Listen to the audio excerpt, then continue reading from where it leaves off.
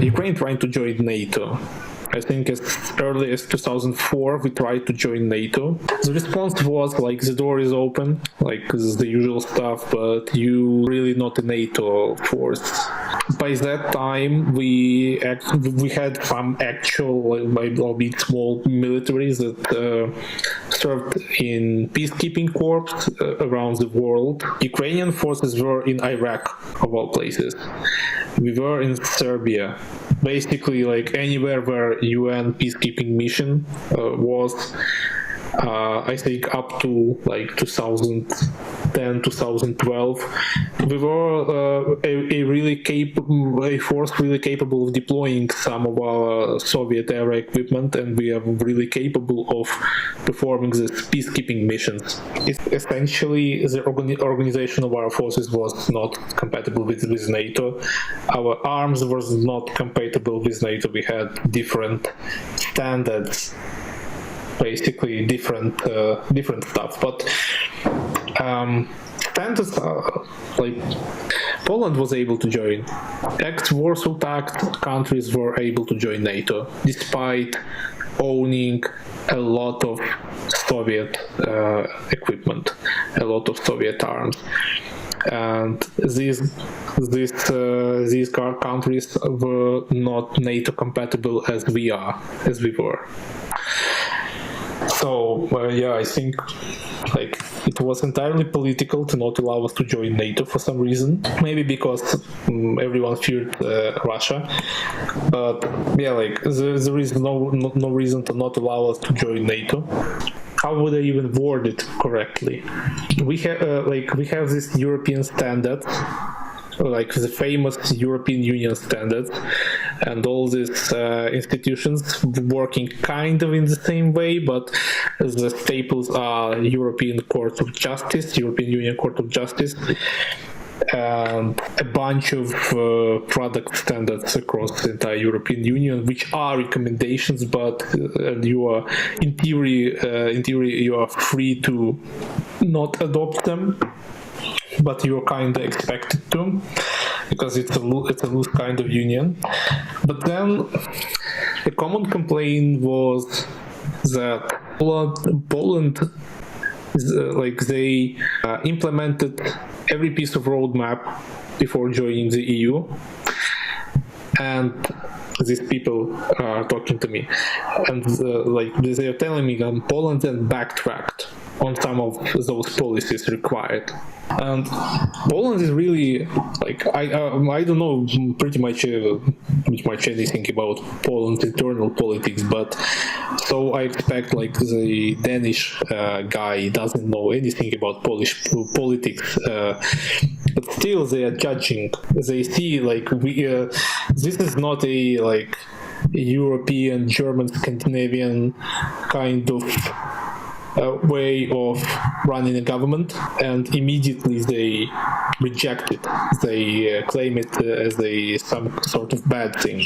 And at this point, I'm ready to, me personally, I'm ready to reject the notion that other types of democratic government that are on a spectrum.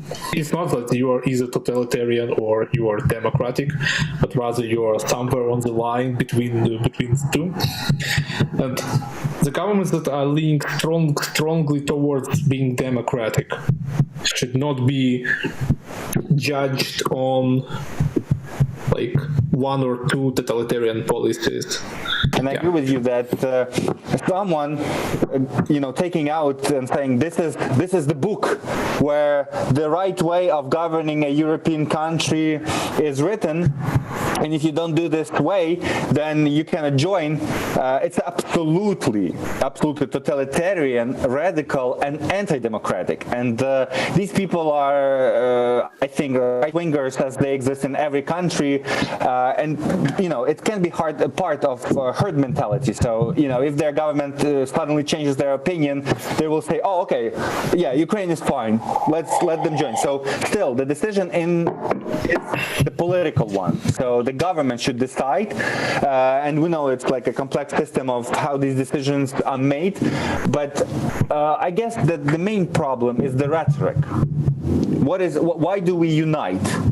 and it should change. And we cannot polemize with the idea of, yeah, we have some policies that are different to European, and let's discuss how they fit in, whether they violate the general concept. No, the question should be stability. Will this increase stability of the whole European Union? Yes, because not having Ukraine in the European Union makes it actually less stable. Other question, can Ukraine destabilize European Union because of its some anti-democratic, corrupted politicians? No, because it's local. There is no such a thing as, that Ukrainian corrupted politician can impact a politician in Denmark. You have an actual totalitarian state in European Union. Like, not that they don't complain about Hungary, but they are also not doing anything about Hungary. So, like, for me, if a person only complains about something but doesn't do anything to fix it, then this person doesn't care enough. And I think that the only question is identity. So, exactly, taking Ukraine into the European Union will erase this ideological wall, saying that, Ukraine is different.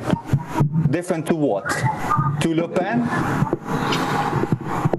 Or to Orban? We are different. We are more democratic. I would also argue that we are in many ways better than states like Germany or France. Like, being richer doesn't make your institutions inherently better.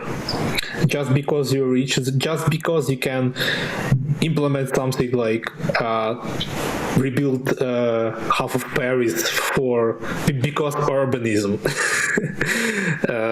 It doesn't make, like, your huge infrastructure project, your huge ecological project, like the fact that you have the money, like you have means, all the means and political will to implement all of this, doesn't mean that your institutions are inherently better, that they will handle same pressures.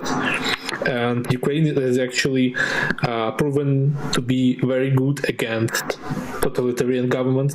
Like, any attempt, like, we are on our second revolution, and we are actually fighting like the most totalitarian force in the world right now.